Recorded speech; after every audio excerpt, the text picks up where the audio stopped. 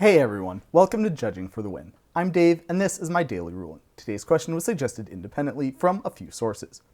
Amy plays Mutavault while she controls Bioengineered Future. Then she animates that Mutavault. Does it get a +1/+1 counter? And the answer is no. Bioengineered Future only cares about a creature entering the battlefield. That's not what happened here. A land entered the battlefield, then it became a creature, which is not the same thing, even if those two events happened one right after the other. If we were talking about Dwarven Mine, that would be another story. That has a triggered ability that triggers when it enters, goes on the stack, and then creates a creature token as it resolves.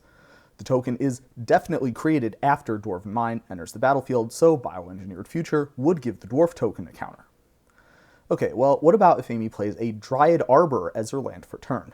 Does that cause Dryad Arbor to get a +1/+1 counter? So, to answer this question, we'll need to recall a little bit of information about how replacement effects work.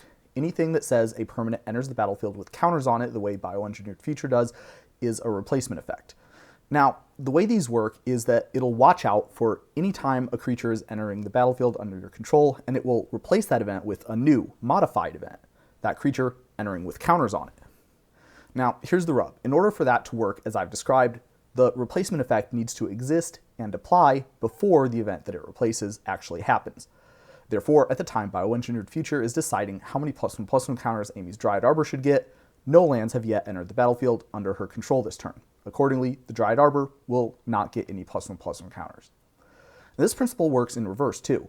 Because the event of a creature entering the battlefield gets completely replaced with the creature entering with counters on it, if Bioengineered Future does give counters, there's no time when the creature is on the battlefield that it doesn't have those counters already on it. If Amy played a Grizzly Bears after that Dryad Arbor, the Grizzly Bears would enter as a 3/3. There would be no time it would exist on the battlefield as a 2/2. Alright, well, what about if Amy followed up that Dryad Arbor by playing Awaken the Woods, let's say for x=2? Now, to answer this, we'll need one additional piece of information.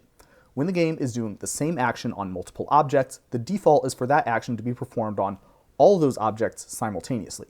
There are some exceptions, such as if the card text includes multiple verbs, which generally means that the actions are being performed in a sequence, but simultaneously is the default. So, for example, if you were going to create X tokens, you would perform that action on all of them at the same time.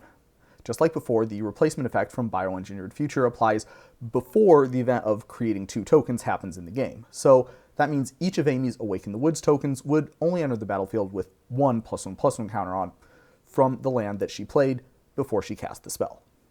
And that's all I have for you today. How did you do? Join me again next time for another daily ruling. Until then, I hope you have a great day.